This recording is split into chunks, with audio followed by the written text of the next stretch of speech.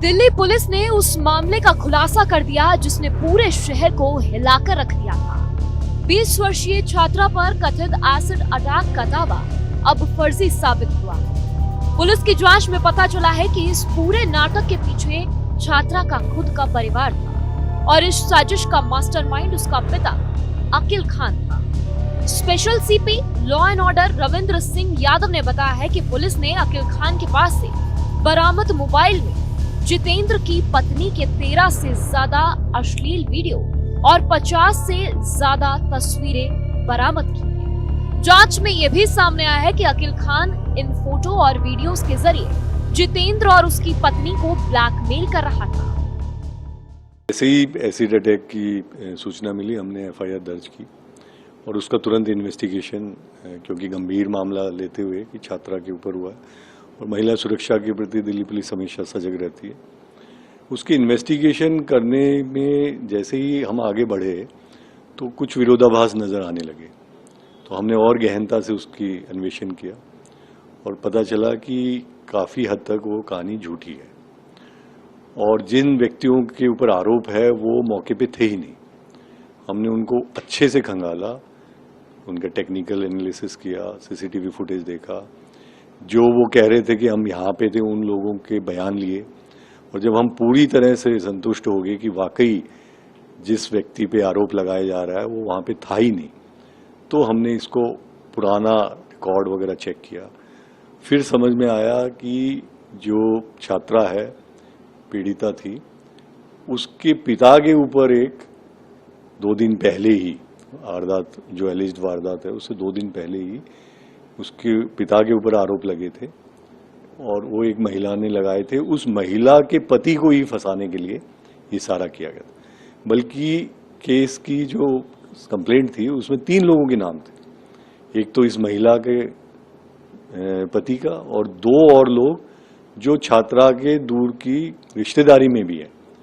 उन रिश्तेदारों के साथ इनका केस चल रहा है मंगोलपुरी में, एक प्लॉट का झगड़ा, और उस प्लॉट के झगड़े में एक औरत जो कि एक मालिकाना हक था उसका, उसके हस्बैंड की डेथ हो गई थी और ये लोग उसके प्लॉट पे कब्जा करना चाह रहे थे। उस औरत पे इन लोगों ने एसिड फेंका था। जो छात्रा के फादर का साला और बाकी कुछ 3-4 रिश्तेदार थे, जो कोर्ट में ट्रायल पे चल रहा है। तो फिर सारी परत की परत खुलती चली गई और हमने इसमें बहुत तेजी से इन्वेस्टिगेशन किया।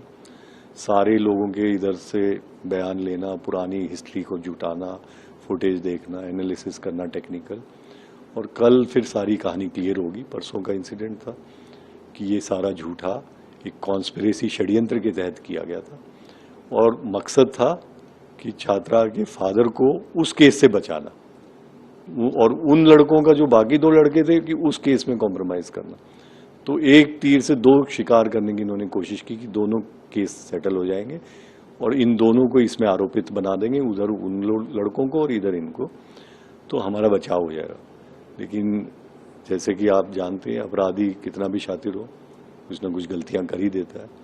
जब उसको बारीकी से हमने देखा तो सारी कहानी हमें झूठी नजर आई। सर, इस मामले में मास्टरमाइंड कौन है? किसने ये पूरी प्लानिंग रची थी? क्योंकि इसमें लड़की भी शामिल है, उनकी बेटी भी शामिल है, या पिता जो मास्टरमाइंड तो छात्रा का जो पिता है अकील खान ही है, उसके साथ उसका भाई, एक इसका बेटा और कुछ और रिश्तेदार हैं जो उस केस में, मंगोलपुरी वाले केस में, इन सब ने मिलकर षड्यंत्र रचा था। और चूंकि इन्वेस्टिगेशन अभी जारी है, एग्जैक्ट रोल आज हम इसको वेरीफाई करके और फिर कोर्ट को बता देंगे। सर, कितने लोगों की गिरफ्तारी इस मामले में हो गई है कि ताकि?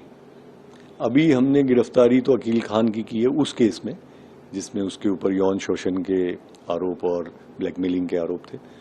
उसके बाद अब जितनी कहानी परत निकलेगी, क्योंकि इसमें एक प्रोसीजर होता है, जब हम ऑलरेडी एक केस दर्ज है तो उसको हम पहले क्लोजर करते हैं, फिर उसकी झूठी एफआईआर कराने के आरोप में और इस कॉन्स्पिरेसी के आरोप में फिर एक अलग मामला दर्ज होके बाकी सबके खिलाफ एक्शन हो।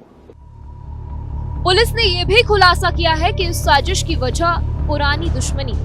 जितेंद्र की पत्नी ने पहले रेप और ब्लैकमेल का केस दर्ज करवाया था, जिससे नाराज होकर अकील खान और उसकी बेटी ने एसिड अटैक की झूठी कहानी रची। छात्रा ने दावा किया था कि जितेंद्र और उसके दो दोस्त ईशान और अरमान ने उस पर एसिड फेंका, लेकिन तकनीकी जांच से ये दावा गलत साबित हुआ।